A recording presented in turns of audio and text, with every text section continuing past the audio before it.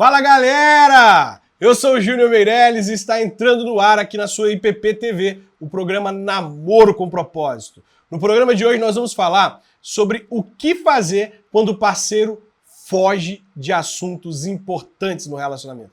Você já namorou ou está namorando alguém que escorrega na hora de conversar sobre coisas sérias, que foge do diálogo? Pois é sobre isso que nós vamos falar no programa de hoje. Quais impactos isso pode ter sobre um relacionamento? E será que é legal seguir em direção ao casamento com assuntos não tratados?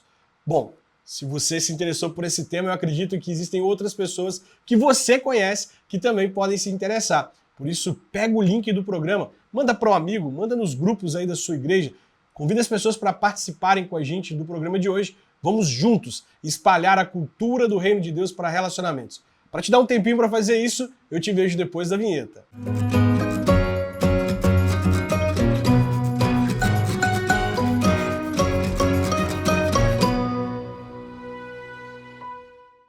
Vamos dar continuidade no programa de hoje ao livro Namoro, Identificando Sinais de Perigo, do Lu Priolo. Quero te lembrar uma coisa muito importante, hein? Esse livro é bom demais. E a gente não pode pegar todo o conteúdo desse livro e estudar aqui com você. Por isso a gente vai destacar algumas partes importantes do livro para deixar aí você com um gostinho de quero mais, para você adquirir o seu livro e estudá-lo, para você poder fazer um checklist do seu relacionamento e saber quais são as áreas em que ele precisa melhorar, quais são as áreas que ele está legal e se você está ao lado de alguém com quem você e essa pessoa estão preparados para seguir em direção ao casamento. Então tá aqui, Namoro, Identificando Sinais de Perigo, do Lu Priolo, publicado pela editora Nutra. Vale muito a pena você adquirir o seu. Esse livro vai abençoar a sua vida. Bom, e eu quero começar o programa de hoje aqui lendo um texto bíblico com você. O texto bíblico está em 2 Timóteo, no capítulo 1, versos 6 ao 8. Tem uma mensagem importante do apóstolo Paulo para Timóteo aqui, que nós podemos fazer uma aplicação na área de relacionamentos. O apóstolo Paulo diz assim, ó: por esta razão, te admoesto que reavives o dom que Deus te deu e que há em ti pela imposição das minhas mãos. Porque Deus não nos tem dado espírito de covardia, mas de poder, de amor e de moderação. Não te envergonhes, portanto, do testemunho de nosso Senhor, nem do seu encarcerado, que sou eu. Pelo contrário, participa comigo dos sofrimentos a favor do Evangelho. Vamos ao contexto aqui, sem tirar texto do contexto, porque você já sabe, isso é pretexto para heresia. Paulo está preso, ele está sofrendo por não evitar pregar o Evangelho, por não evitar falar do Evangelho. E ele está exortando Timóteo a ainda que ele venha sofrer por pregar o Evangelho, Timóteo não deveria evitar pregar o Evangelho. Antes ele deveria pregar para todas as pessoas. O apóstolo Paulo também diz que Timóteo não deve se envergonhar do Evangelho, aquilo que já está escrito lá em Romanos, porque o Evangelho ele é o poder de Deus para salvar. Paulo está dizendo para Timóteo, pregue o Evangelho, Timóteo, em todas as circunstâncias, mesmo que isso envolva sofrimento. Mas é interessante observarmos os motivos pelos quais Paulo diz que Timóteo deve pregar o Evangelho. O apóstolo Paulo vai traçar aqui com Timóteo a ideia de que, mesmo que as pessoas pareçam não receber aquilo que a gente está pregando, mesmo que pareça que elas não vão entender, mesmo que pareça que elas vão discutir por discordar, isso não deve ser motivo para a gente deixar de pregar o Evangelho. E aí ele vai dizer para Timóteo que, olha, Timóteo, Deus não tem dado a nós espírito de covardia. Pregue o Evangelho, não seja um covarde, pregue o Evangelho. Pelo contrário, ele vai dizer, Deus tem nos dado o espírito de poder. Essa palavra poder, ela indica ousadia. Deus tem nos dado esse espírito de intrepidez, de ousadia para poder falar as coisas, sem ter medo. E por último ele vai dizer, acima de tudo ele tem nos dado esse espírito de poder, mas é um espírito de poder com amor e moderação. O que a gente pode trazer desse texto para os nossos relacionamentos? Bom, é importante a gente pensar que tanto quanto podemos evitar falar algumas coisas com algumas pessoas por medo da reação delas, né? Eu quero pregar o Evangelho, mas eu tenho medo da reação das pessoas. Eu quero falar do amor de Cristo, mas talvez as pessoas vão discutir comigo. Eu quero falar do amor de Cristo, mas eu me envergonho, eu tenho medo do sofrimento.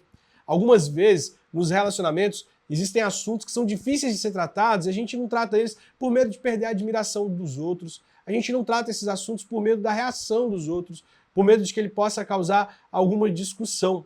Mas se nós olharmos para esse texto, nós veremos que tudo pode ser dito em um relacionamento quando nós seguimos a orientação do apóstolo Paulo aqui para Timóteo. Repito, a orientação é para que Timóteo não tenha medo de pregar o evangelho, para que ele não evite pregar o evangelho por medo do sofrimento, da reação das pessoas. Mas nós também podemos pensar que nós não devemos adiar ou evitar conversas no nosso relacionamento por medo da reação das pessoas, por medo que a gente sofra um pouquinho para tratar esse assunto. Antes, a gente deve lembrar que Deus nos deu espírito de ousadia. Ousadia para tratar aquilo que precisa ser tratado, para corrigir aquilo que precisa ser corrigido, para exortar uns aos outros nos erros que temos cometido. Mas, acima de tudo, Deus nos deu espírito de amor e de moderação. Se você for ousado para resolver, tratar, chamar a pessoa com quem você se relaciona e conversar todas as coisas que precisam ser conversadas no seu relacionamento, mas ao mesmo tempo você for amoroso e moderado, pode falar qualquer coisa sem medo, sem constrangimento, porque isso, por mais que gere um conflito ou outro, um conflito será para proclamar a paz. Até porque quando é que se proclama a paz numa guerra? A paz só é proclamada no fim da guerra. A paz não é proclamada antes da guerra. Então é muito importante você entender que alguns conflitos no relacionamento eles são necessários para que a paz verdadeira se instaure no relacionamento e para que o casal não siga iludido com uma falsa paz que lá na frente vai trazer muitos transtornos para o relacionamento. Bom, no programa de hoje nós vamos tratar esse tema muito importante, que é o que fazer quando o parceiro foge de conversas que são importantes. Quero pedir para você pegar o link e compartilhar aí com o máximo de pessoas que você puder. Deixe seu comentário aqui também sobre o programa de hoje, o que você está achando. Se você tem alguma dúvida para a gente poder tratar no próximo programa, eu vou ler o seu comentário e eu vou responder. Olha, vamos continuar estudando então o nosso livro aqui, ó, Identificando Sinais de Perigo no Namoro, do Lu Priolo, tá? E para a gente poder discutir, tratar um pouco mais sobre esse livro fantástico, eu estou recebendo aqui nos estúdios o Gustavo e a Tamires, um casal que tem participado comigo de várias coisas que eu tenho feito aqui na igreja. Eu fico muito legal de ter o apoio, acho muito legal, né? Fico muito feliz de ter o apoio de vocês aí. Muito obrigado por vocês terem topado participar de mais desse programa. A gente já gravou, né? Gravou sobre Preparando-se para o Casamento, do John Piper. E aí foi bom demais, por isso vocês estão aqui de novo. Valeu por aceitar o convite. Você. Obrigado, pastor, pelo convite. Obrigada, pastor. O que a gente vai falar hoje, hein, galera? A gente vai falar sobre fugas de certos assuntos ou tópicos no namoro. O que seria mais ou menos isso? É quando a pessoa evita falar sobre algum determinado assunto, tem medo de falar sobre alguma coisa, né? Ou tem receio por medo de perder ou por medo de gerar algum conflito, né? E aí as conversas acabam ficando meio superficiais, né, pastor? Porque você não aborda aquilo que está te incomodando ou aquilo que você quer falar. Exatamente isso. E aí você já entrou nesse ponto, seria interessante a gente até abrir um pouco mais. Por que algumas pessoas elas evitam conversar sobre aquilo que as incomoda em um relacionamento? O que o autor sugere que é uma coisa que impede as pessoas de falar sobre o que está incomodando? Bom, primeiro, elas têm medo de perder, né? Elas têm medo de algo acontecer e o relacionamento terminar. Então elas evitam esse conflito, né? Elas buscam uma paz falsa, de certa forma, né? Vocês acham que a gente está vivendo uma geração muito melindrosa no sentido de tipo, eu tenho medo de falar, porque se eu falar ele vai ficar tristezinho, vai ficar chateado. A gente está vivendo uma geração Nutella? Isso é verdade? Eu acredito que sim. As pessoas, às vezes, por muito medo de perder aquilo que elas construíram, evitam falar sobre certos assuntos e, na verdade, uma paz inexistente, né?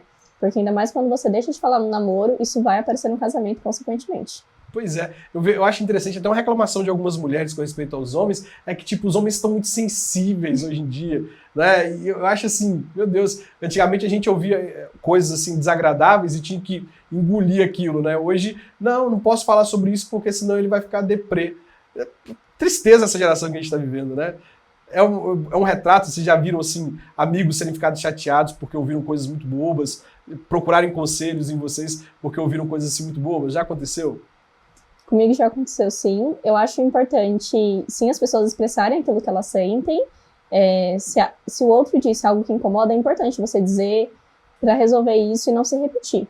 Mas toda vez ficar extremamente chateado por a pessoa ter dito algo que te feriu, isso é um problema, né? Significa um sinal de imaturidade. Pois é, sinal de que, tipo, a gente não pode falar qualquer coisa, a gente tem que ficar pisando em ovos, né, no relacionamento. Tem coisa pior do que você tá num relacionamento com alguém que você tem que ficar cheio de cuidado? Não, isso é muito ruim. E eu acho que o pior é que esse conflito ele vai se acumulando, né, pastor? Na verdade, quando você deixa de falar, às vezes por medo de machucar o outro ou por medo daquilo acabar, isso inevitavelmente é um conflito que você está evitando, na verdade, mas o problema continua ali, né? Então, aquilo em algum momento vai causar um desconforto que vai se acumular e, no final das contas, não vai ser sustentável para o relacionamento, né? O problema continua ali, mas tem um grande porém nisso aí, é que ele continua sendo alimentado. Né? Exatamente. Às vezes poderia ter sido resolvido mais fácil quando surgiu pela primeira vez, mas eu não resolvi, aí eu estou alimentando, eu estou criando um gigante que eu vou ter que enfrentar lá na frente. Né? Isso sempre prejudica o relacionamento, né? Com certeza. Isso se torna um elefante na sala, né? Porque é um assunto proibido dentro do relacionamento e ele, de uma forma ou outra, em algum momento vem à tona. Não tem como fugir, né? Se tem uma coisa desagradando, por mais que você evite falar, acho que a Bíblia ela deixa isso muito claro, que até o nosso rosto ele é modificado por como nós estamos por dentro. A boca fala do que o coração está cheio. E aí eu estou do lado da pessoa e eu estou evitando ferir ela de todo jeito, ou de falar aquilo, mas às vezes as minhas atitudes direcionadas pela mágoa, por aquilo que está guardado aqui, estão falando mais alto do que o que eu poderia falar e de um jeito pior do que se eu tivesse sido honesto, né? É isso, aquilo vai te consumindo por dentro, né, de certa forma, e às vezes sem você perceber, as suas atitudes começam a refletir esse sentimento em relação a outra pessoa, né? E isso vai minando o relacionamento, porque você está sentindo um certo rancor, de certa forma, uma tristeza em relação a alguma situação, e você age de acordo com isso, né? Você acaba agindo de uma forma mais seca ou de uma forma mais grosseira e machucando o outro mais do que se você tivesse lidado com isso desde o início, né? O autor de Hebreus ele fala isso, lá em Hebreus 12, 14, ele fala assim, cuidado para que vocês não brotem em vocês raiz de amargura que vos incomodem e afete os outros que estão ao seu redor. Então, olha só, eu estou guardando para mim, me incomoda. E também impacta os meus relacionamentos, né? Porque eu sou movido por aquilo que está aqui dentro. Eu acabo afetando as pessoas. Agora, como que a pessoa que está assistindo, porque o autor ele dá esse sinal, ele mostra pra gente, como que as pessoas podem identificar que elas estão lidando com esse problema no relacionamento, que elas estão fugindo de assuntos que elas deveriam encarar? Se você sente medo sempre de falar sobre um assunto com seu cônjuge, se o assunto, quando é trazido à tona, ele gera briga, gera ciúmes, gera confusão, isso é um sinal que aquilo é um assunto proibido dentro desse relacionamento. Se você tem ciúmes, você tem medo de falar, ou alguma situação, não sei, que te incomodou e você se segura para não falar e aquilo vai te consumindo por dentro, acho que esse é um sinal de que, esse assunto, eu tenho algum problema em tratar desse assunto, né? Eu estou evitando os conflitos, eu estou fugindo desse tópico, então... Interessante. Isso, né? E aí volta naquele assunto que a gente falou, o problema está lá, só que ele continua sendo alimentado. Então vamos lá, a Tamires sentiu o ciúme do Gustavo, só que ela fala assim, eu não vou falar porque vai causar um conflito, ele vai me chamar de ciumenta, eu não vou falar com ele sobre isso. Só que daí a pouco ela olha e a situação que fez ela causar ciúme, ela não voltou, ela não regrediu, ela se tornou um pouco mais intensa. Se ela tivesse falado, talvez teria cortado pela raiz. Mas uma vez que ela não falou, pro Gustavo não tem problema. Também não se importa com isso. Aí acontece uma outra situação um pouco mais intensa. E ela fica nervosa, mas ela fala assim, não falei na primeira vez, também não vou falar agora. E a situação vai ficando ainda mais intensa, o problema vai ficando ainda maior. Isso pode até, permitir até uma traição, algo que poderia ter sido tratado e cortado lá atrás. Faz sentido isso? Faz total sentido. Até porque o outro não tem o dever de adivinhar aquilo que você sente. Então, é nosso dever falar, ser claro, entender, tirar o sentimento da ação, para ser mais explícito, porque se você fala de forma geral, você fazer isso ou generalizar, parece que a outra pessoa não entende realmente qual foi a atitude dela que gerou um gatilho de ciúmes. Então, olhar a situação de forma mais racional, e evitando atingir o outro, querer puni-lo com a sua fala, é uma forma de chegar num consenso de forma saudável. E a gente está falando de um tópico que é muito claro, né, sobre ciúmes e os limites em relação a pessoas do sexo oposto, né, mas às vezes são coisas menores até, né, coisas relacionadas a manias um do outro, né, que a gente já falou aqui, coisas que não necessariamente são coisas ruins, mas que pela forma que nós somos criados ou pela forma que nós vivemos, né, as nossas preferências pessoais, aquilo acaba nos incomodando e a gente precisa também falar isso pro outro, né, para que a boa convivência seja gerada, né? Pois é, eu acredito, é uma frase que eu ouvi há muito tempo, ela faz todo sentido, é que ninguém tropeça na montanha. A gente tropeça nas pequenas coisas, né? E aí você falou algo muito interessante, ninguém tem a obrigação de saber o que eu estou sentindo, o que eu estou pensando. E eu vejo muito isso nos relacionamentos hoje em dia, que é a pessoa fecha a cara. Aconteceu alguma coisa, a pessoa fechou a cara. Ela não fala o que está acontecendo, e a pessoa pergunta, né? Eu tenho a tendência de imaginar que isso acontece mais com as mulheres, no sentido, e talvez eu esteja errado, mas a mulher vê uma coisa que ela não gosta e ela fecha a cara. Aí o cara pergunta pra ela assim, o que tá acontecendo? Ela, nada não. Eu tenho maior medo dos nada não. Mas aí, parece que... Não, ele entendeu. Parece que ele entendeu o recado. Isso acontece? Tipo, eu fechei a cara e tá resolvido? Não resolve, porque ele não vai entender. Muitas atitudes, o objetivo da pessoa não é te atingir, não é te provocar, não é te irritar. Então, a atitude natural dela, o comportamento, como o Gustavo disse, pode ser pela criação, ela faz e você se sente impactado por isso. Então, o ideal é sempre comunicar. Claro que às vezes na hora do nervoso, do estresse, é melhor ficar quietinho mesmo, esperar um pouco, mas é importante depois ter esse diálogo. Você faz muito isso, meu bem, do nada não?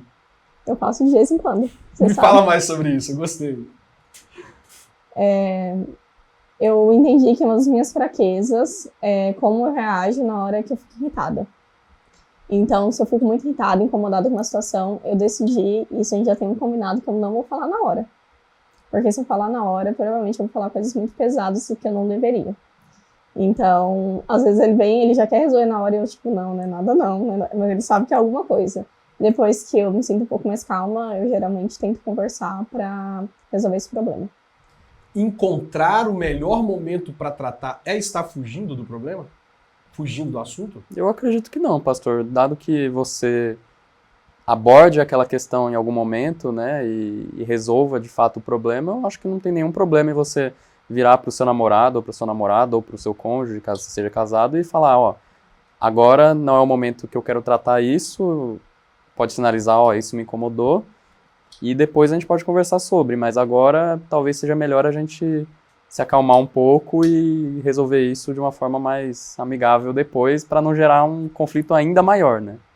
Eu acho isso. Deixar a poeira baixar, ficar calma, coordenar o que tem para poder falar, né? Vou organizar tudo aqui, aí agora sim, vem cá, deixa eu falar com você o que eu tô sentindo, deixa eu falar com você uma coisa aqui que é muito importante eu falar. Isso é sabedoria. Fugir do assunto não resolve o problema, mas esperar que as coisas se acalmem é a melhor coisa que a gente pode fazer para evitar acabar ferindo um ao outro. Agora, aquela questão que eu perguntei sobre a pessoa ficar na dela esperando que o outro entenda, às vezes fechar a cara vai fazer o outro entender que você não gostou daquilo, né? Sim. Vamos usar uma questão assim, o Gustavo esqueceu uma data importante para você, né? E aí ele esqueceu essa data e você fica o dia inteiro chateada. Aí no final do dia, o Gustavo lembra assim, essa data era importante para ela. E ele até tenta fazer algo. Só que, tipo assim, ele entendeu que você não gostou, mas ele não sabe até que ponto você não gostou e até que ponto ele não deve repetir aquilo. Faz sentido isso também? Faz sentido, pastor. Por exemplo, uma data muito importante para mim e que às vezes passa despercebido para as mulheres é o Dia da Mulher.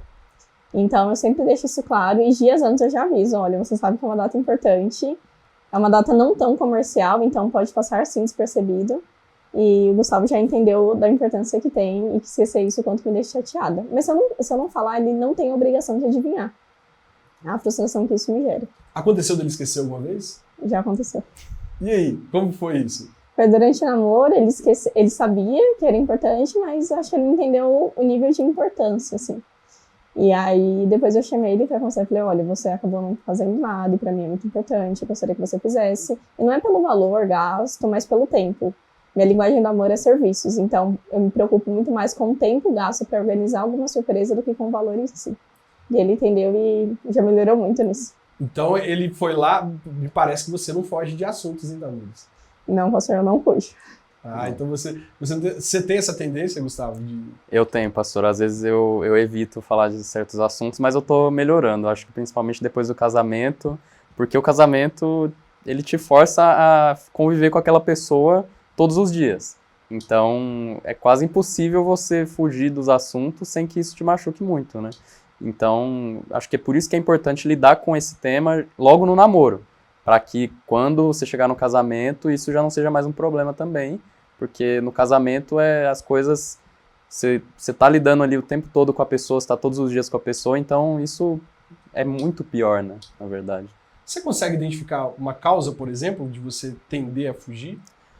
Pastor, eu acho que, não sei no meu caso especificamente dizer o que me faria fugir, né, mas acho que as principais causas que levam as pessoas a ter esse comportamento, primeiro, a criação ou as experiências passadas delas, né? Eu acho que a bagagem que elas trazem para o relacionamento, tanto de relacionamentos anteriores, de namoros anteriores ou de outros relacionamentos, onde elas se sentiram, de certa forma, abandonadas, por exemplo, elas podem acabar levando a pessoa a não querer entrar em nenhum conflito porque elas têm medo disso acontecer novamente, né? Delas serem abandonadas de novo.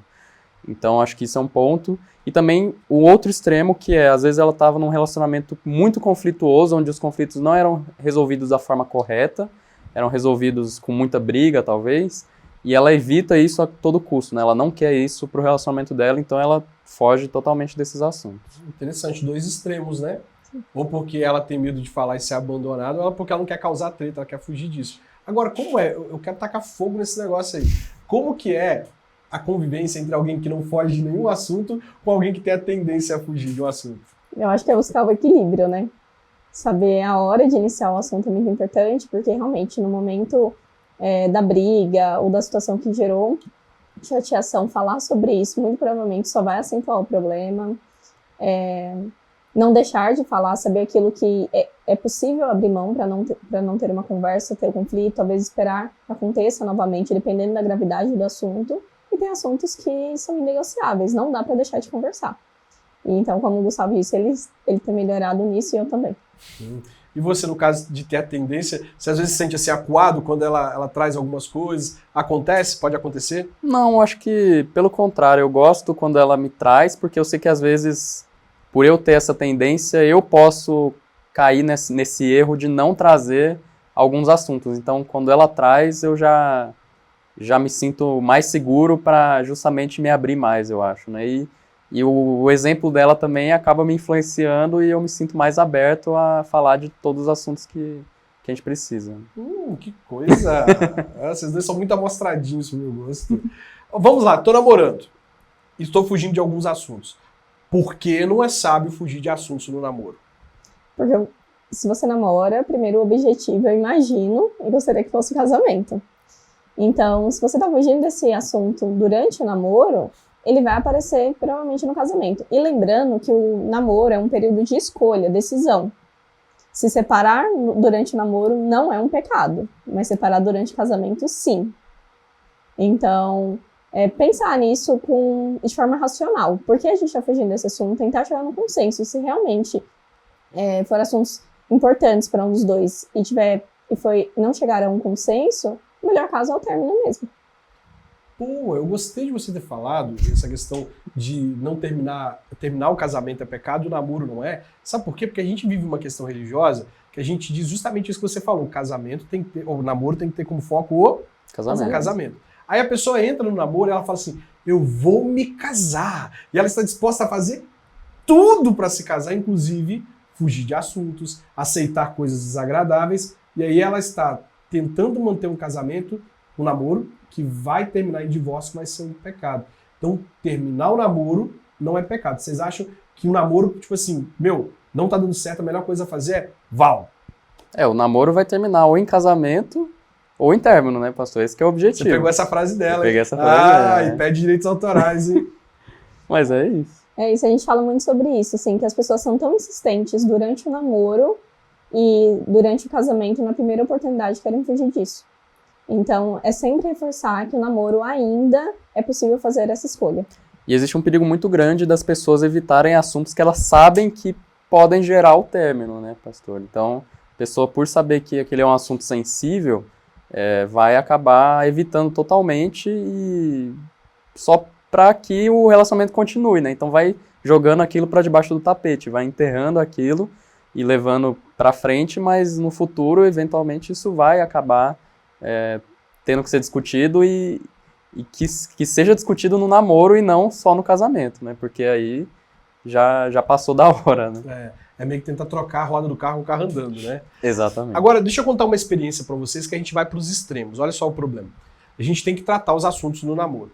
Aí, voltando para essa ideia da cultura cristã que nós estamos vivendo, eu vejo acontecer que as pessoas elas entram no namoro já pressionadas para poder conversar tudo que tem que conversar para fazer o namoro dar certo e se tornar um casamento. Eu acho isso importante quando o relacionamento já amadureceu um pouco. Por quê? Se a gente for olhar as fases de um relacionamento, a fase inicial do amorzinho, da paixão, ela é importante para o relacionamento. Sabe por quê? Se eu for conversar com uma pessoa que eu acabei de conhecer sobre coisas que nós não concordamos, que nós vamos divergir, eu não tenho nenhum compromisso com essa pessoa, eu não sinto nada por ela. Como que eu vou conseguir renunciar ao que eu sinto, o que eu quero, por causa daquela pessoa? Se eu não tenho nada, nós não criamos nada. Eu não me apaixonei, eu não amo essa pessoa ainda. Então, olha, eu acho que primeiro tem que ter essa fase de olhar e falar assim, eu te amo e vou gritar para todo mundo ouvir, meu irmão. Tem que ter essa fase de querer a pessoa, de desejar a pessoa, de um conquistar o outro. Aí, pá, nós já nos gostamos. Agora vamos começar a conversar sobre alguns assuntos importantes. E aí vocês começam a trazer aqueles assuntos que para vocês são importantes. Sabe por que eu tô falando isso? Porque eu atendi recentemente um casal que eles estavam juntos, o casal assim, nem namorando eles estavam. Eles estavam se conhecendo. E não estavam ficando, porque são crentes. Então eles estavam se conhecendo. Mas ao invés deles conversarem assim, por exemplo, quais são os seus planos para o futuro? O que você pensa? Que é um assunto já importante. A menina perguntou assim, como que você vai gerir a sua vida financeira? Olha o assunto que eles entraram, meu. Meio que a pessoa perguntou assim, um perguntou para o outro assim, quanto você tem na sua conta bancária? Esse é um assunto importante? Claro. Mas é para falar da paquera? O que vocês acham disso? Não, eu acho que existe, em cada momento do relacionamento, um assunto que precisa ser tratado. Por exemplo, um assunto muito importante ser tratado logo no início são as crenças. Vocês que têm religiões diferentes, deveriam entrar no relacionamento? Acredito que não. Se os pais são contra esse relacionamento, vocês deveriam iniciar um relacionamento? Também não. Então, saber aqueles tópicos e assuntos que são importantes e negociáveis, que devem ser tratados logo no início, mas também não deixar de tratar todos os assuntos no namoro. É uma pergunta que eu tenho. A minha pergunta é, tem assunto que não pode ser tratado no namoro? Não, acredito que não. Acredito que não, porque o namoro vai ser uma preparação para um compromisso que vai durar o resto da sua vida, né? Então, se você não esgotar essa lista antes do casamento, né, tanto quanto for possível, você vai acabar entrando num casamento sem um assunto que não foi tratado e que é importante, só que aí você já não pode mais romper, né? Não pode terminar, então... Já deu, já eu era. Eu acho que já era. Já era não, né? Que bom que casou, né? Mas já não pode mais terminar. Então, acho que a hora de conversar sobre tudo é no namoro. Pois é. Nós poderíamos dizer que tem assuntos que é preciso esperar o relacionamento amadurecer mais para poder tratar, mas que todos os assuntos devem ser tratados. Me dá um exemplo que a gente, por exemplo, precisa esperar o relacionamento dar uma amadurecida para a gente começar a tratar. Que não é prudente tratar, por exemplo, na fase da paquera. Quantidade de filhos, por exemplo. Isso pode gerar um susto no outro, né? Porque às vezes um deles planeja ter exatamente 12 filhos e o outro exatamente um casal de filhos e já planejou que Deus vai ter que dar um jeito que é um homem e uma mulher. Então entrar nesse assunto no momento da paixão pode gerar um susto. Então acho que sim, devem falar de filhos, mas precisa estar um pouco mais maduro nesse relacionamento. Sexualidade é um assunto que eu posso falar na primeira semana? Provavelmente não, né, pastor? Provavelmente vai ser mais ali, talvez um noivado, né? Mais pra frente. Não tem maturidade ainda pra isso, vai ficar estimulando o assunto pra quê? Sendo que ele só vai ser consumado no casamento. Então, mas gerar defraudação no outro, inclusive, ficar tratando esse assunto no momento inadequado.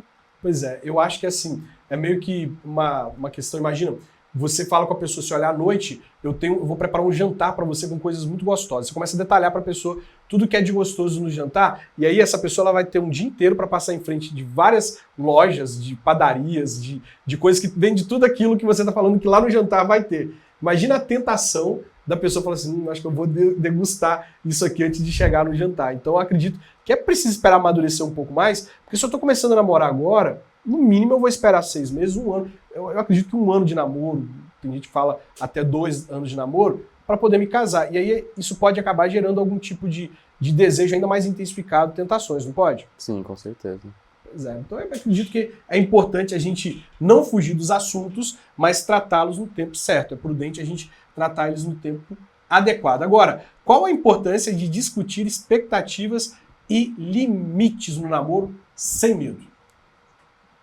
Pode ir. É importante, pastor, porque, como a gente já falou anteriormente, o namoro, de alguma forma, ainda é uma preparação para o casamento. Então, ter limites estabelecidos e claros é uma forma também de não cair em pecado, procurar, inclusive, ajuda de líderes e pais para aconselhar nesse sentido, e saber que o que você estabeleceu no namoro, isso vai ser levado para o casamento. Então, ter essa conversa é muito importante, pensando no futuro. E para você ser claro também, né, sobre o que você espera, igual a Tamiris falou mais cedo, ninguém é obrigado a adivinhar o que você espera do relacionamento ou quais os limites que você quer impor no seu relacionamento. Então, deixar isso claro é muito importante, porque é aquilo que vai definir os seus objetivos, né, enquanto casal. Essas expectativas é que vão ser definidas ali. Nós estudamos na classe de casais o livro do Christopher Ash, Casados para Deus. E aí a gente viu que as pessoas elas vão pro altar cada um com as suas expectativas.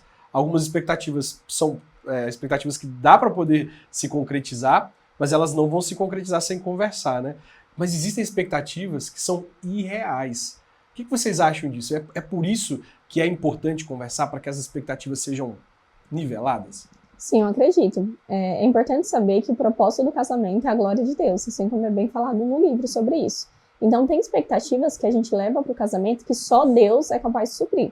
Então, conversar sobre esses assuntos, chegar à conclusão de que certas expectativas não serão supridas pelo outro, procurar ajuda pastoral é muito importante, e procurar também ajuda de amigos maduros na fé, e principalmente casados, que podem trazer as experiências deles e compartilhar com vocês. Talvez as 2 maiores expectativas erradas sobre o casamento seja que, primeiro, o outro vai te fazer feliz, vai te fazer completo, vai te dar satisfação.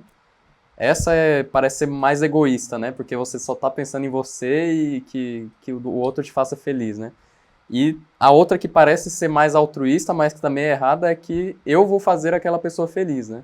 2 extremos. 2 né? extremos, mas o casal precisa entender que, na verdade, a verdadeira felicidade, o verdadeiro contentamento vai vir de Deus. Eu não consigo fazer ela plenamente feliz e ela também não vai conseguir me fazer plenamente feliz. Então, estabelecer essa expectativa, conversar também sobre isso, né? Sobre o propósito de Deus para o casamento e consequentemente, para o namoro, que é uma preparação para o casamento, é importante para que no futuro eu não chegue para ela e fale, não, você não está me fazendo feliz, eu não estou feliz agora e a culpa é sua. Eu vou jogar nela alguma coisa, né? Ou o contrário também. É colocar o peso das expectativas sobre ela, né? Peso. Agora, você que está me assistindo aí, presta atenção. Se alguém um dia olhar para você e falar que você... eu estou com você porque você me faz feliz e porque você vai me fazer feliz a vida toda, você fala, você tá doido? Tá tudo errado, meu irmão. Eu não sou capaz de te fazer feliz. Uma hora eu vou te frustrar, uma hora eu vou te machucar. Melhor você alertar essa pessoa do que você olhar e falar assim, eu sou isso tudo mesmo. Porque, você uma hora vai frustrar outra pessoa, ela vai se sentir infeliz, porque você não é capaz de fazer isso por ela. E ela tá olhando para você e criando uma expectativa que ela deveria ter colocado em Deus. Deveria esperar isso só em Deus. Você está sendo um ídolo. E um ídolo, ele exige sacrifícios. Ele sempre vai exigir sacrifício. Muitas vezes é a paz do relacionamento, muitas vezes é a felicidade do casal, muitas vezes é a vida com Deus e algumas vezes é o próprio relacionamento que acaba por causa de um ídolo. Agora, vamos conversar sobre coisas mais pessoais. Já aconteceu em algum momento na vida de vocês lidarem com um assunto que vocês já tinham tratado e que vocês de repente decidiram mudar de ideia, um de vocês mudou de ideia e você pensou assim, nossa, acho melhor não falar sobre isso, ou eu tenho que falar sobre isso. Já aconteceu alguma coisa no relacionamento de vocês nesse sentido? Já. Sim, logo no início do relacionamento, antes da gente começar a namorar, eu tinha muito claro que eu não gostaria de ter filhos, não gostaria de gerar. Eu estava disposta a fazer adoção, mas eu não gostaria de gerar filhos. E antes da gente iniciar um relacionamento, eu chamei o Gustavo pra conversar. Eu lembro exatamente desse dia. Eu chamei ele pra um almoço. Falei, ó, tenho acho que 2 coisas pra te falar. E uma delas... Você chamou ele pro almoço pra contar isso pra ele? Sim. Fale-me mais, conte-me mais. Ele já sabia porque ele era meu amigo, mas a gente já tava se envolvendo emocionalmente. Não faria sentido a gente ter uma conversa clara sobre isso. E eu chamei ele pra essa conversa. Disse que eu não gostaria de gerar filhos e que eu não gostaria de ser mãe. Mas assim, eu estava disposta a uma adoção futura, mas pra gerar filhos, não. Isso era inegociável pra mim, inclusive. E ele aceitou. Então assina aqui. Tá aceito. Pois é, eu fiz o contato na época, pastor, mas sim, ele disse que pra ele tudo bem, que a gente poderia, se esse era um empecilho pra gente começar a namorar, pra ele não era um problema. Você não queria nem adotar, né, na verdade. Mas eu falei que eu tava disposta, assim, que se tivesse talvez uma oração eu ainda aceitaria, mas gerar era, assim, inegociável. Mas pra você era importante ter filhos? Não, pra mim na época não, pastor, e na verdade já tem uma visão errada, né, que a gente sabe sobre casamento e casamento cristão, é que a gente deve buscar ter filhos, né, então eu tinha uma visão um pouco errada de que pra mim não tinha problema, né, eu não tinha o sonho de ser pai, na verdade. Antes da gente prosseguir, só de onde que surgiu, por exemplo, a ideia de nunca ter filhos? De onde surgiu essa convicção? Você acha que filhos dá trabalho? Era isso que você pensava na época? Não, inclusive eu sempre gostei de crianças e trabalhei durante muitos anos no Ministério Infantil. Então eu não tive problema com crianças. Eu acho que eu tinha muito receio do parto mesmo. Sempre foi um medo gigante e eu também tinha suspeita de uma doença que poderia gerar infertilidade. Então até para não gerar expectativa no outro, eu falava, então não vou ter filho, eu já também tô com medo do parto, então não vou ter e é isso. E você, o que, de certa forma, você falou assim, tá, ela não quer ter filhos, tá, Foi o que ela falou, né? Eu não queria que isso se tornasse um empecilho mesmo pra gente começar a namorar, porque eu gostava muito dela, eu realmente via um futuro juntos, então eu não queria que isso fosse um empecilho e pra mim era tudo bem não ter filhos. Então, mas, de repente, o que aconteceu? Então um dia, não sei, acho que Deus tocou no meu coração, não sei o que aconteceu. E quando a gente tava namorando ainda, eu virei pra ela e falei, ó, tem um negócio pra te falar, a gente precisa conversar. E aí eu falei, eu sei que a gente já conversou sobre isso, você já me falou que não quer ter filhos, mas eu mudei de ideia. Você pensou, assim, antes de chegar nela, rolou algum medo de tipo assim, poxa, a gente já fez um acordo sobre isso, agora eu vou falar com ela? Ah, sim, com certeza, porque ela era bem incisiva, assim, sobre esse assunto, bem flexível, então eu sabia que se eu trouxesse isso, se eu, né, quando eu falasse isso, a probabilidade de término era grande. Então eu sabia que, uma vez conversado, a gente provavelmente terminaria, mas eu também sabia que eu não poderia deixar isso passar e, né, deixar isso pro futuro, porque se a gente se casasse com eu querendo ter filho e ela não, algum dia eu seria frustrado emocionalmente, né, no casamento por não ter filhos. E colocaria exigências sobre ela. E colocaria a culpa, né, disso sobre ela. Então eu não queria fazer isso. Eu queria que, cara, é isso que eu tô sentindo. Eu queria apresentar realmente, foi o que eu fiz, né? Ó, é isso que eu tô sentindo e se você não se sente da mesma forma, eu acho que é melhor a gente terminar mesmo. E é isso, né? Foi no almoço ou no jantar? Nem isso ele fez. Não, foi bem na pandemia, a gente tava 6 meses sem se ver. E ele veio pra São Paulo, né, porque ele estava morando em Goiás com a família dele. E no último dia, ele puxou esse assunto, assim, no limite. Antes dele ir embora, ele trouxe esse assunto à tona. Ele foi sábio, é aquilo que eu falei. Ele gerou aquela sensação de tipo assim, tá vendo como é que a gente se dá bem? Tá vendo como é que o nosso relacionamento tá certo? Agora eu tenho que te falar uma coisa. Aí é onde há a possibilidade de um renunciar. Porque tá rolando algo, a gente tá sentindo, a coisa tá fluindo. Se for tratar isso lá nos primeiros dias, se lá quando você disse pra ele assim, eu não quero ter filhos, ele falasse com você assim, eu quero, o que você faria? Eu terminaria com ele. E o que aconteceu quando vocês já estavam, na hora que ele tava indo embora, com a malinha na mão pra ir embora?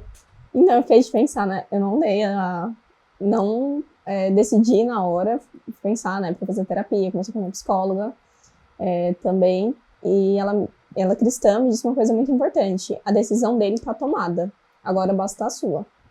Então ele já decidiu que ele quer ser filho. Você precisa colocar na balança. Você prefere se casar com ele e ter pelo menos um filho, né? Porque ele não tinha colocado quantidade. Então, Eu não tinha te falado que seriam 12, né? Agora... Pois é. Se casar com ele ou você prefere terminar? Coloque na balança porque a decisão é sua. A dele já está tomada. Isso mexeu muito comigo. Eu comecei a orar para Deus trabalhar no meu coração, porque o Gustavo ele tinha a qualidade de um homem com o qual eu me casaria. Era por isso que a gente estava namorando, a gente já pensava em casamento. E Deus foi trabalhando isso dentro de mim. Qual o impacto de não conversar tudo no namoro, então? Levando em consideração a experiência de vocês e levando em consideração outras tantas coisas que devem ser conversadas no namoro, e eu não converso e me casei. E aí, qual o impacto no casamento? Eu acho que isso vai se acumulando, né? Porque não é só um assunto, são vários. Então você deixa de conversar sobre uma coisa, amanhã, e aí você fica quieto, amanhã você, né, deixa de conversar sobre outra coisa, e quando você vai ver, você só tem conversas superficiais, né? Você não se aprofunda, aquilo vai gerando uma mágoa dentro de você, você vai guardando, e eventualmente isso vai culminar em uma grande explosão, de certa forma, onde você não tem controle sobre o que vai ser dito, sobre como vocês vão resolver esse conflito, né? Então, acho que esse é um dos grandes problemas, né? E o negócio do gráfico que ele mostra lá, que eu achei interessante, o que vocês acharam daquilo? Antes no namoro, quanto que o casal conversa, depois do casamento? Isso foi uma virada de chave também, que eu não sabia que isso era uma afirmativa, que com certeza isso acontecia. E até conversando com o senhor, você disse, não, realmente isso acontece. Que ao longo dos anos, os casais acabam conversando menos, né?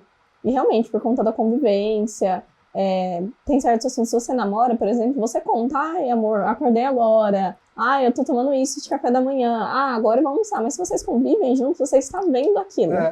Então, às vezes, acaba diminuindo a quantidade de assuntos e também a profundidade.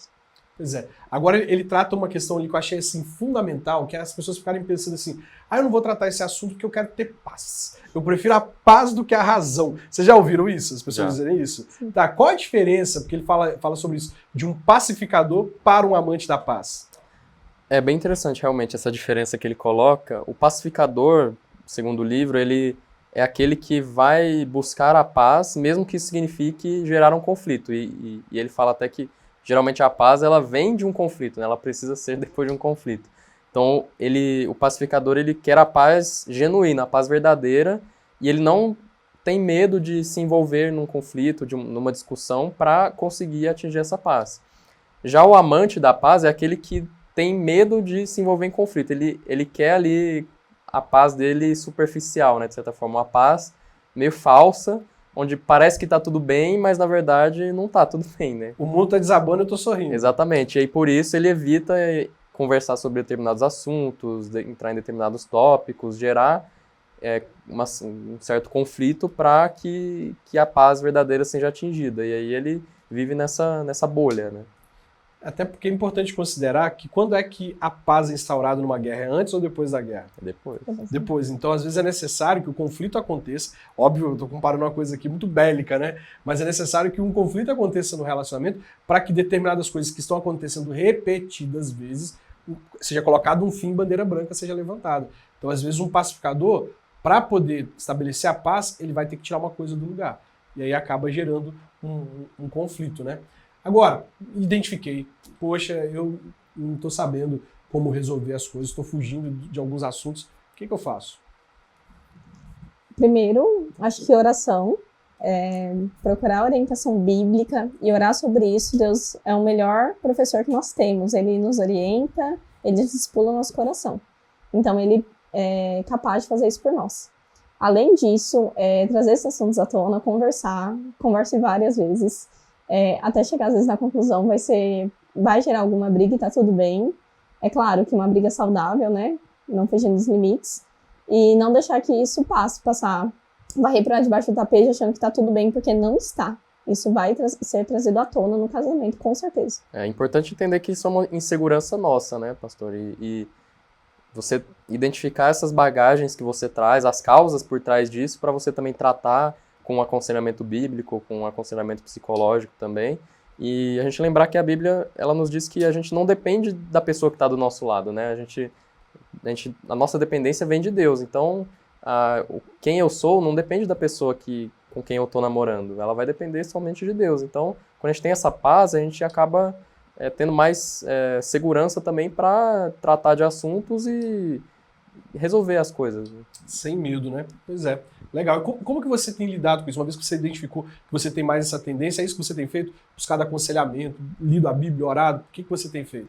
Eu acho importante, primeiro, ter uma vida devocional, né? A gente ter mais comunhão com Deus e ser mais parecido com Ele, né? Acho que isso é importante. E para ter também a sabedoria de como lidar com o assunto, né? Acho que isso também é um ponto que eu tenho medo, às vezes, de como eu vou lidar com o assunto, né? Então, quando a gente se assemelha mais a Cristo, né? Através da leitura da palavra, através da oração, da comunhão com outras pessoas e do aconselhamento também, a gente adquire mais sabedoria, né? Também com o aconselhamento a gente busca a opinião de outras pessoas, né? De como lidar com determinados assuntos. Então, essas coisas que ajudam mais a aprender como abordar, né? E acho que isso me ajuda bastante. Legal.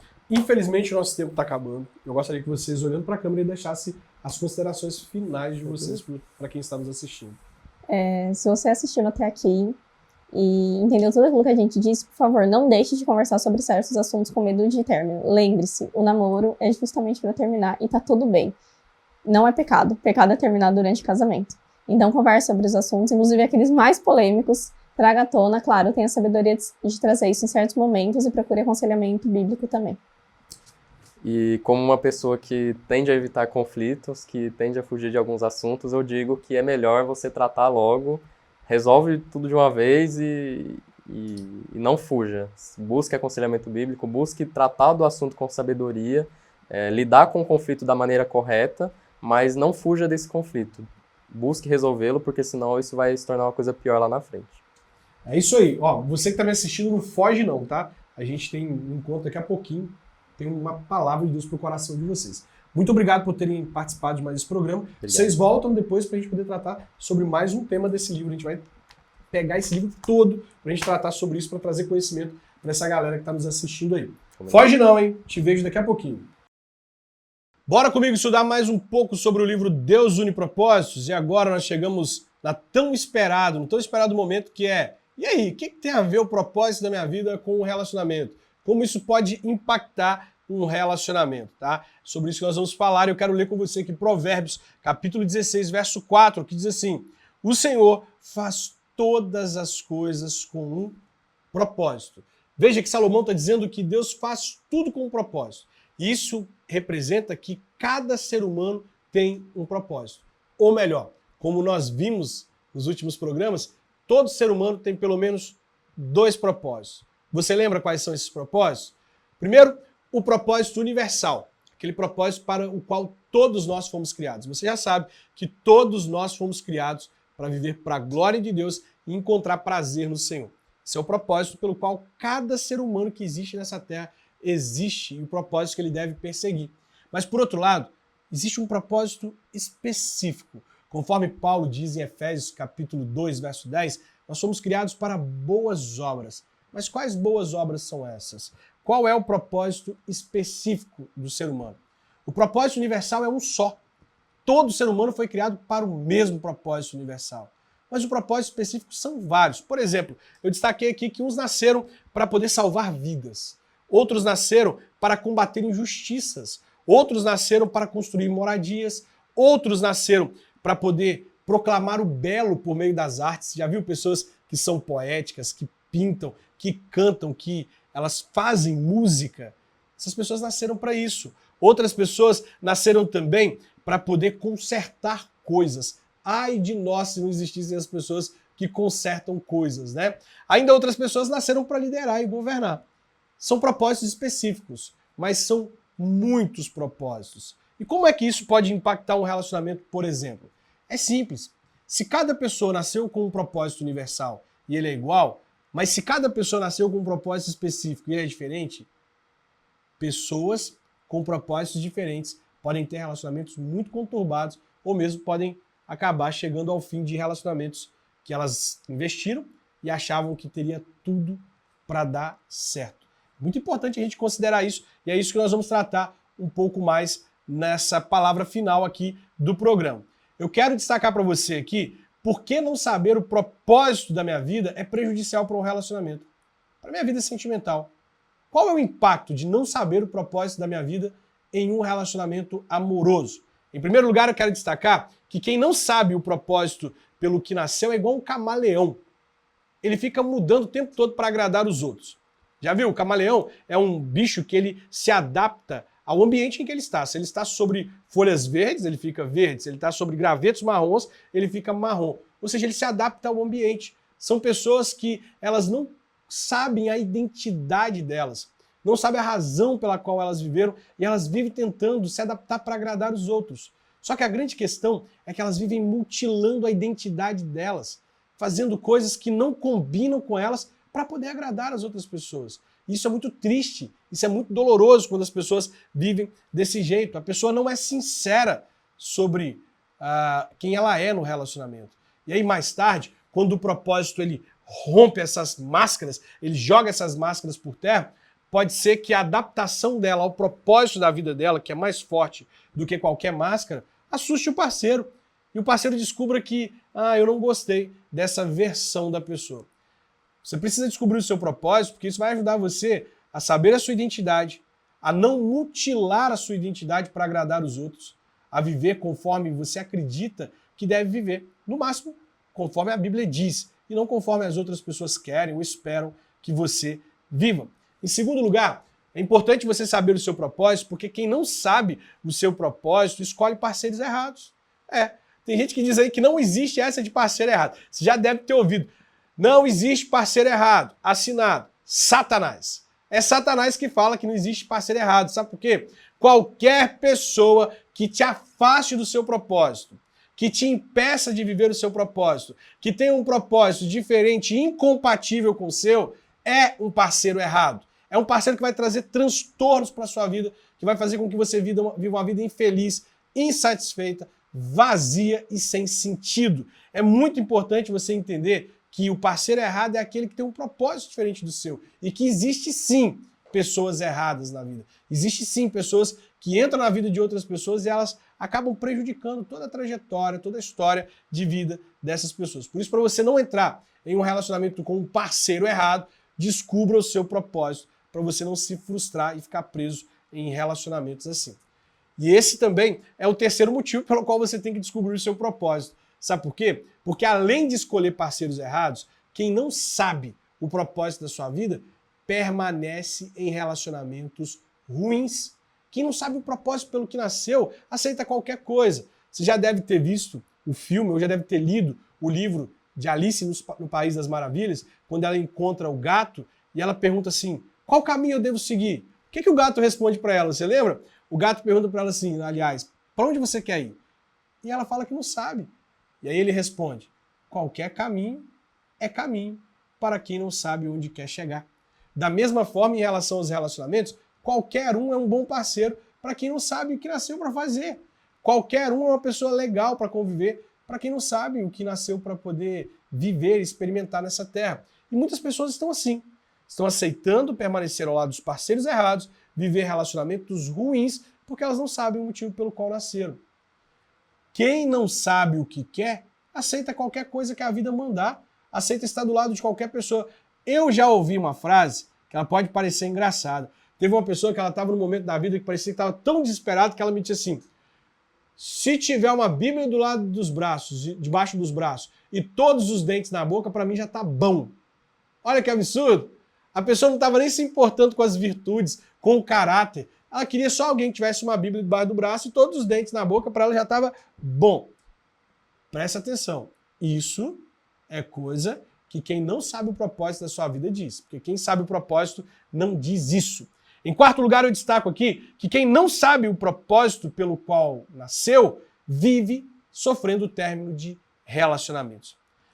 Talvez você não tenha considerado ainda, mas a razão pela qual os seus relacionamentos até aqui se romperam é porque em algum momento você ou a pessoa com quem você se relacionava identificou que vocês não faziam parte do propósito da vida um do outro e que não contribuiriam para o propósito lá na frente. E talvez você está vivendo um ciclo vicioso de relacionamentos rompidos porque você é a pessoa que ainda não sabe o seu propósito. É o outro que descobre que você não faz parte do propósito dele e você nunca sabe qual é o seu propósito e se pode se dar bem com alguém. E por isso você sofre muito ao fim de relacionamentos. Porque você sempre fica com aquela expectativa de que agora vai dar certo, agora eu vou ser feliz, mas por você não saber o seu propósito, não saber o que você nasceu para fazer, você escolhe errado. Acha que relacionamentos ruins são bons relacionamentos e você sofre muito ao fim de um relacionamento. Por quê? Porque as pessoas descobrem que você não contribui para o propósito da vida delas e elas rompem o relacionamento com você. Por isso é muito importante você descobrir o seu propósito por causa de todo esse impacto negativo que pode acontecer no seu relacionamento e na sua vida. Agora, falando de coisas positivas, tá? Como é que o fato de eu saber o propósito da minha vida pode contribuir positivamente para um bom relacionamento?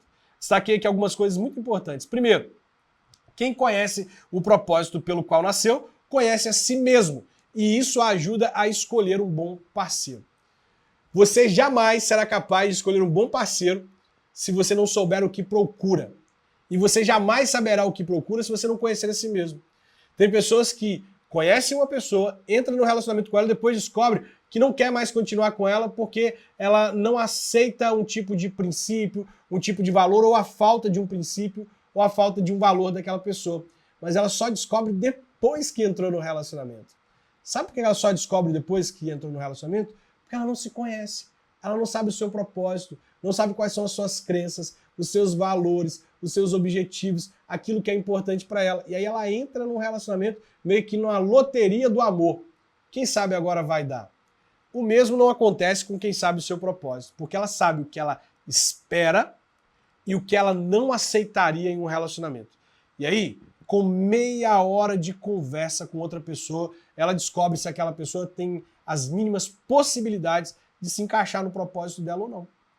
Então, quem se conhece, quem conhece o seu propósito, conhece a si mesmo. E quem se conhece é capaz de escolher um bom parceiro para um relacionamento. Em segundo lugar, eu destaco aqui que você que está aí pensando em ter um relacionamento precisa saber o seu propósito, porque quem conhece o seu propósito está construindo uma base forte para o relacionamento lá no futuro. Quando duas pessoas sabem o que nasceram para fazer e elas se encontram e elas descobrem que o propósito de vida delas são parecidos, elas podem compartilhar sonhos, objetivos e elas podem se apoiar mutuamente para construir um bom relacionamento. Isso é muito importante. O problema é quando as pessoas não conhecem o seu propósito e aí elas entram em relacionamentos e cada uma está remando para um lado, nada dá certo desse jeito. Nós precisamos saber o nosso propósito porque ele nos ajuda a construir uma base forte para o nosso relacionamento. Em terceiro lugar, é importante você saber o propósito pelo qual você nasceu, porque não tem coisa melhor, preste atenção, não tem coisa melhor do que fazer o que nasceu para fazer ao lado de quem você ama. Já pensou o que é cumprir o propósito pelo que nasceu, o que dá sentido à vida, e melhor, ao lado de alguém que tem um propósito parecido com o seu, que ama fazer o que você faz e que vai caminhar com você por toda a vida, vivendo juntos esse propósito? Não tem coisa melhor que isso. Por isso é muito importante que você descubra o seu propósito. Agora, quando a gente fala de propósitos e relacionamentos, a gente precisa considerar pelo menos três coisas. A primeira é que existem propósitos parecidos. É a primeira coisa que você precisa considerar. A segunda é que existem propósitos diferentes, mas compatíveis. E em terceiro lugar, você precisa compreender que existem propósitos diferentes e totalmente incompatíveis. E aí, quando você se relaciona com alguém que tem um propósito parecido, isso é maravilhoso, porque o relacionamento flui. Mas isso é um privilégio de poucas pessoas. Nem todas as pessoas no mundo conseguem encontrar alguém que tem um propósito parecido com o dela. Eu lembro de conversar com um médico que leu o meu livro, Deus Une Propósitos, e ele era médico e a namorada era enfermeira, e eles juntos trabalharam na Covid-19, e eles falaram sobre o privilégio de ter um propósito de vida parecidos e de como é importante para os dois estarem juntos salvando vidas. Isso é um privilégio de poucos. A maioria das pessoas estão, no meu caso, propósitos diferentes, mas compatíveis. O propósito da minha vida é falar do evangelho, é ir pregar, dar palestras, falar do amor de Deus. O propósito da minha esposa é ser intercessora. Então, enquanto eu prego, ela intercede. Os propósitos são diferentes, mas são compatíveis. Agora, o que não dá, sabe o que é? É você estar ao lado de alguém que tem um propósito diferente e incompatível. Por isso é importante você descobrir o seu propósito, para que, quem sabe, você tenha o privilégio de encontrar alguém que tem um propósito parecido com o seu. Ou no máximo, igual eu, encontrar alguém que tem um propósito que pode ser diferente, mas é compatível. Porque se você entrar em um relacionamento com alguém e depois descobrir que os propósitos de vida de vocês são diferentes, mas incompatíveis, isso vai ser muito doloroso. Quero te contar uma história de uma moça que me encontrou ao fim de um congresso Namoro com Propósito que eu fiz na cidade de Macaé. Essa moça queria falar comigo o tempo todo, eu percebi que ela estava ansiosa. E no final do congresso ela se aproximou e falou comigo: "Eu preciso da sua ajuda. Eu estou em um relacionamento de 5 anos. E ao longo desses 5 anos, tudo que eu mais queria era me casar com o meu namorado. Queria construir uma família com ele e viver a vida com ele. Mas em um determinado momento da minha vida eu descobri o meu propósito. Eu descobri que o propósito da minha vida é diferente do propósito dele. Eu estava num congresso em que um missionário estava pregando sobre missões, falando sobre os desafios do campo missionário, falando que Deus precisa levantar mais trabalhadores, que Deus precisa despertar mais pessoas para ir para o campo missionário. Enquanto ele falava, acendeu uma chama no meu coração de que eu nasci para ser missionário. E eu conversei com esse missionário no final do culto, ele conseguiu uma vaga para mim na Jocum, onde eu fui lá e fiz o curso para ser missionário, e eu saí de lá com mais convicção de que eu nasci para ser uma missionária. Mas enquanto eu passei 6 meses estudando para ser missionário, meu namorado que ficou aqui, ele começou a se envolver com os negócios da família. E ele descobriu que nasceu para ser um empresário. E aí quando eu voltei, eu estava com um convite para ir para a África, fazer missões. E ele estava trabalhando na empresa e queria continuar trabalhando e se envolvendo cada vez mais nos negócios da família. E ele me pediu em casamento. Eu descobri que sou missionária, que tenho asas para alcançar o mundo inteiro, para viajar e falar do amor de Deus para as pessoas. Ele descobriu que é um empresário, que tem raízes, que precisa abrir, fechar a empresa, comandar uma equipe. E agora, o que eu faço? Percebe? Um relacionamento de 5 anos ao lado de alguém está indo por água abaixo porque esse casal descobriu o propósito da vida deles e descobriram que o propósito de vida deles é diferente um do outro. É muito investimento, muito sofrimento, muito tempo junto. É como subir no topo de uma montanha, chegar lá em cima e olhar, subi a montanha errada. Eu deveria ter subido a outra montanha. Muitas pessoas estão vivendo isso. E é importante que você está me assistindo, considere que você precisa descobrir o seu propósito para não ter que investir em um relacionamento, sacrificar um monte de coisa, anos da sua vida, para depois descobrir que o relacionamento no qual você está é com uma pessoa que tem um propósito de vida que inevitavelmente em algum momento vai levar vocês para caminhos diferentes. Bom, esse é o programa de hoje. Essa é a mensagem de hoje. Você precisa descobrir o seu propósito, porque propósitos de vida unem pessoas. Propósitos de vida parecidos unem pessoas, mas propósitos de vidas diferentes separam pessoas. Mais do que unir 2 vidas, Deus deseja unir 2 histórias, 2 chamados e 2 propósitos. Eu oro para que você tenha o privilégio de encontrar alguém que tem um propósito parecido com o seu ou diferente e compatível para que vocês vivam juntos o propósito de Deus para a vida de vocês e que vocês sejam muito felizes. Espero que o programa de hoje tenha te abençoado. Se te abençoou, pega o link, manda para mais alguém, compartilha nos grupos da sua igreja para que a gente possa impactar esse mundo com a cultura do reino de Deus para relacionamentos. Eu te vejo na próxima sexta-feira, se Deus quiser. Tchau, tchau.